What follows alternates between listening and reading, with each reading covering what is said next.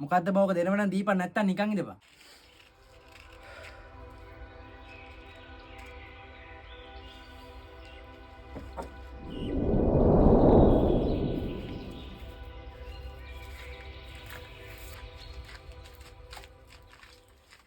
මොකද බං අවුලේ? උඹට මේ කොහොමද? දියන්. දැන් ඕනද? දියන්.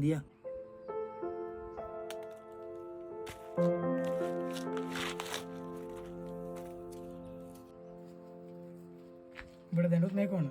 මොකද්ද බෝක දෙනව නම් දීපන් නැත්තම් නිකන් ඉඳපන්. ඔක පොඩි කරත් පෑගුවා රුපියල් 100 100මයි බං. ජීවිතේත් ඔච්චරයි තමයි බා. මේ රුපියල් 100 වගේ තමයි බා. උඹේ ජීවිතේ මිනිස්සු කොච්චර පෑගුවත් උඹ වටන්න නැදුවත් උඹේ ජීවිතේ තියෙන වටිනාකම කාටවත් අඩු කරන්න බෑ. ඒ නිසා ඔලුව පාත් කරලා ඉන්න එක නතර කරලා ජීවිතේ වටිනාකම තේරුම් ගන්න.